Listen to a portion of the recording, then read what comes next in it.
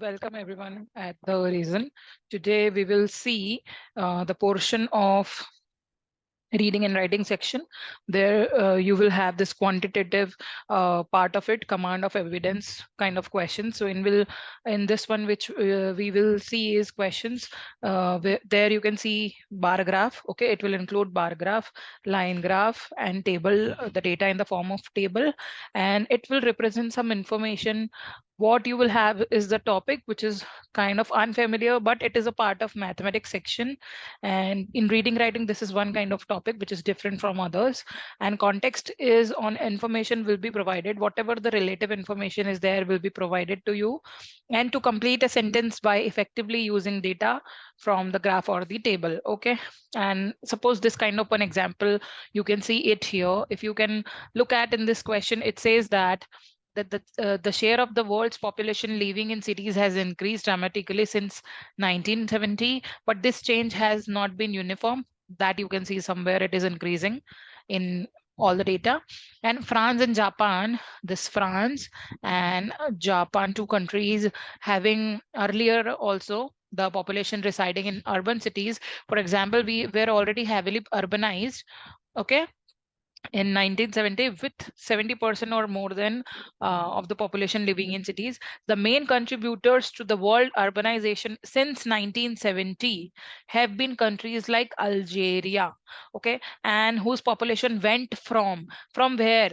See, you can see Algeria or Algeria, this country have been noted by this triangle kind of picture, right? Triangle of symbol. And so you, when you will look after, you can see in starting it was 40 and gradually it got increased and went to 70. So that one it is asking, it went from 40 to 70. So which particular option or which choice most effectively uses data from the graph to complete the assertion? So if you read option A, less than 20% urban in 1970 to more than 50% urban, no, it was 40. Why less than 20? It is not like that. Less than 20 is the country of Nigeria, right? So this option you can discard it here. And it is less than 40, it is also not correct. Around 40, that is the right option for this. Around 40% in 1970 to more than 70%, that you can see here. It is completely more than 70%, right? So that is your right option. So in that you will use the information which is given in the question, and the information which is not given, any other extra information, you will not try to interpret it out of options. Okay, the data, the amount of data and information is given, no, that only you will proceed with. Don't get distracted from any kind of trap here. Okay, so let us look for the more detail and information and tricks how you will deal with such kind of question. So when you go for the pointers how you can deal with such kind of question, it says that understanding quantitative evidence. So avoid being distracted by all the extra details that just I told you. Okay, and it also says that understand and underline the question the way I was doing. Look out of the data or for the data that would directly answer the question. Exactly. Okay. In the previous question, it was direct. Okay.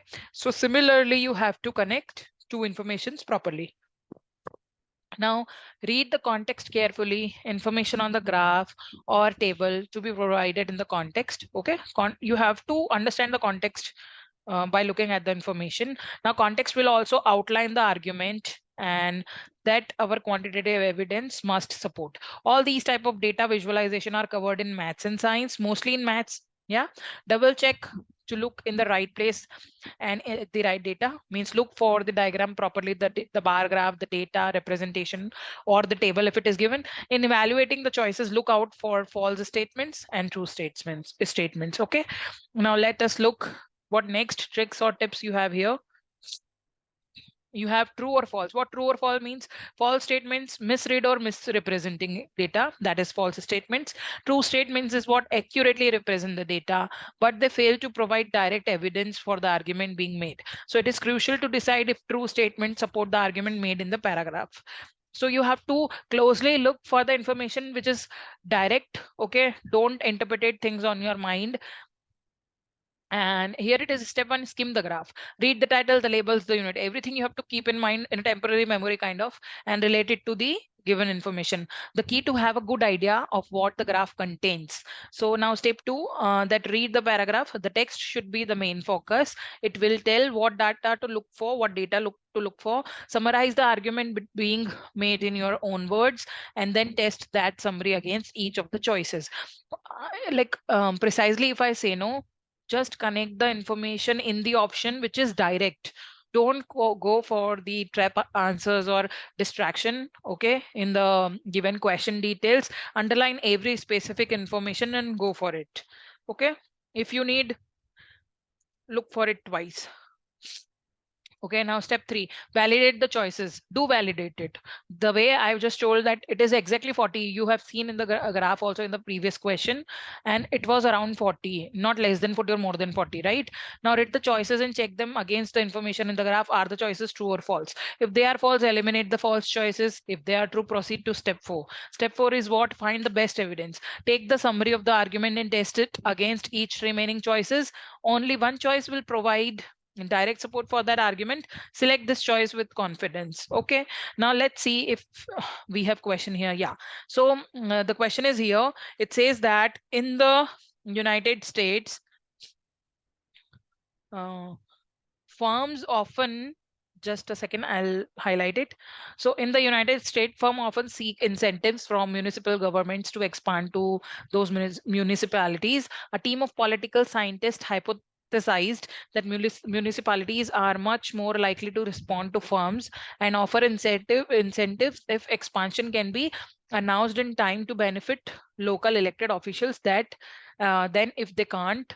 So the team contacted officials in thousands of municipalities in inquiring about incentives for a firm looking to expand and indicating that the firm would announce its expansion on a date either just before or just after the next election.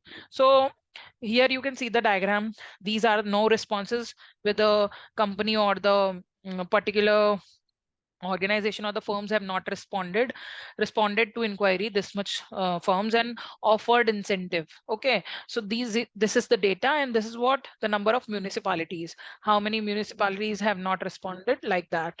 So which choices based describes data from the graph that weakens the team's hypothesis.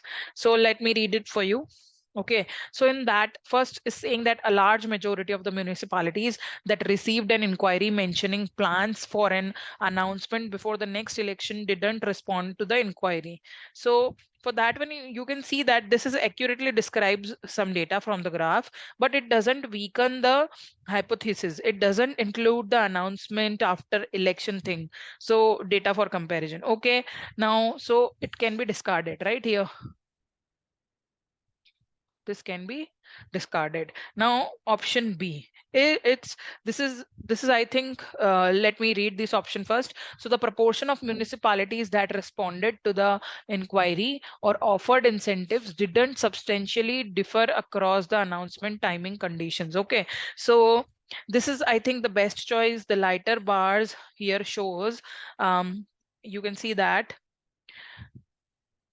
what happened when the announcement was to come before the election, and the darker bars what is showing, that one is showing that here you can see announcement after election. Okay, so what happened after election. So now for all three of the outcomes, when you're looking at, the light and the dark bars are virtually the same. Okay, overall it is same here also. In the first case, all in the three cases, they are eventually the same thing, and demonstrating that the announcement timing didn't actually make a difference. So that announcement timing did not make any difference, right?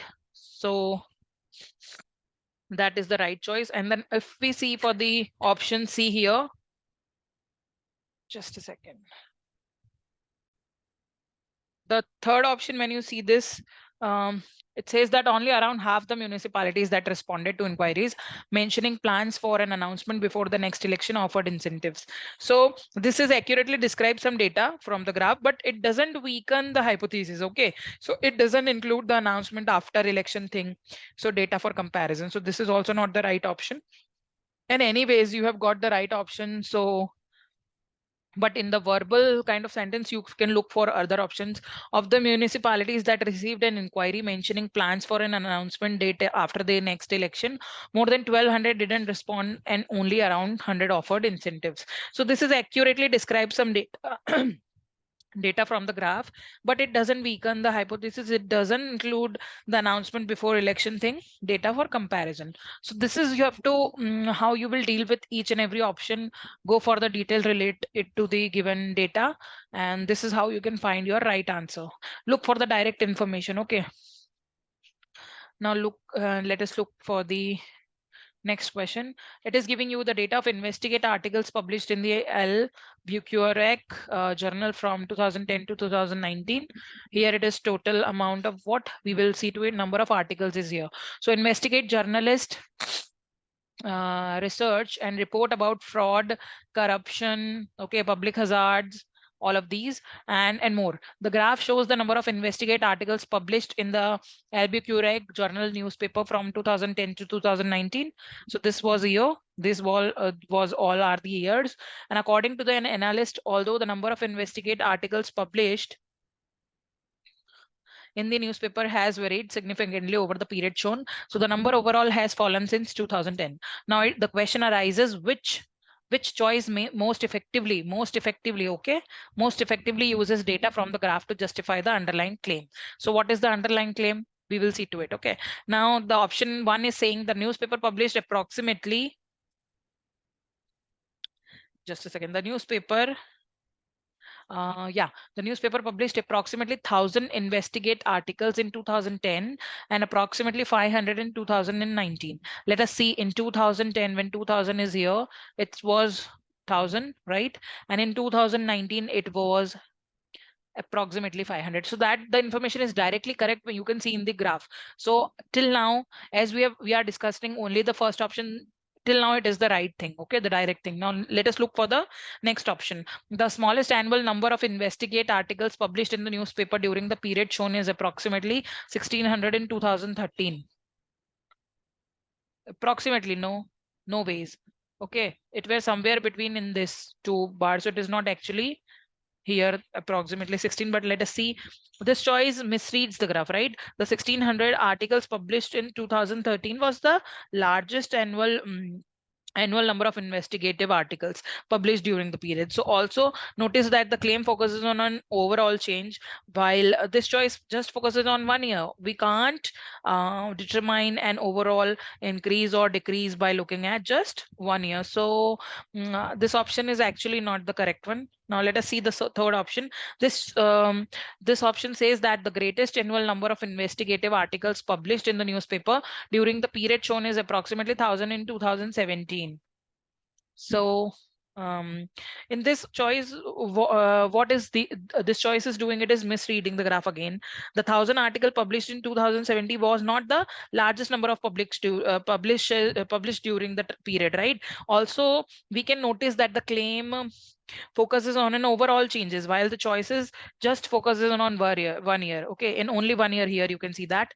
Okay, so we can't determine an overall increase or decrease looking at just 1 year. Okay, so this option is also not the correct. Now let us look for the D option. The newspaper published approximately 1,000 investigative articles in 2010 and approximately 1,600 in 2019. So this choice also doesn't justify the claim, as the claim is about a decrease in articles published, okay, between 2000 and 2019. This data shows an increase in articles published over a different period, which is 2010 and 2013. So it was about 2010 and 2019, which is not appropriate. Okay, so again, your option A is correct in that case. So, but you have to look for the options in detail and for the direct information and relative information to it.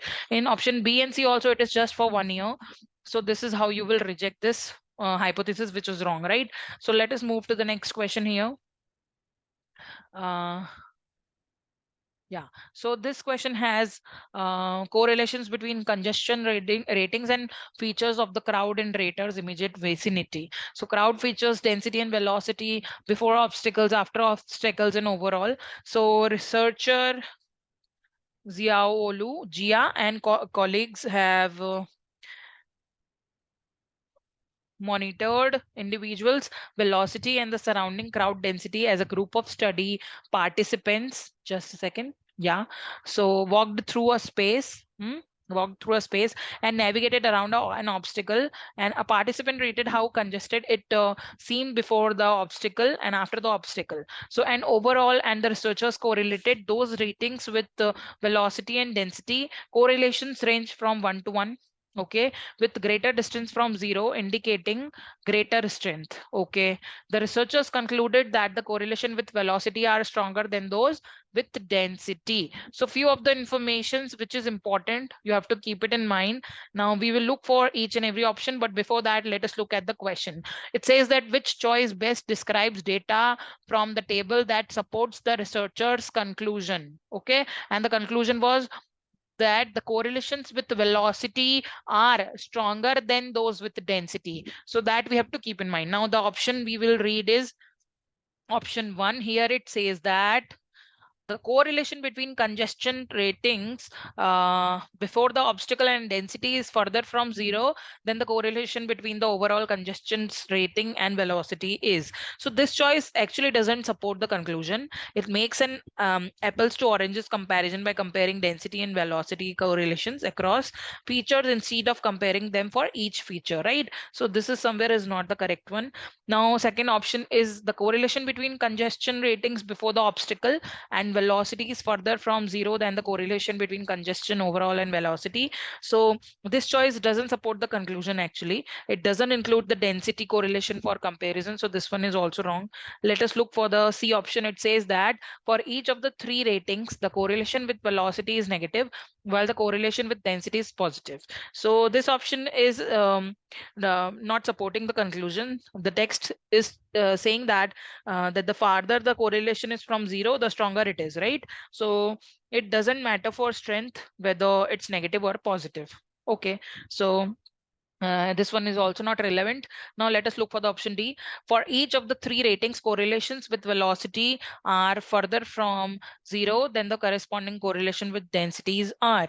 So actually this one is the best choice, as the text tell us that the farther the correlation is from zero, the stronger it is. Okay, it doesn't matter if it's negative or positive. In correlation, it doesn't matter. And the table shows that the correlations with velocity are farther from zero, and then the correlation with density, which supports the conclusion that the correlation with velocities are stronger than those with the density. So this option D is correct. So you have to look for all four options, quickly read the information, try to relate it with the text, with the context, and find out your right choice.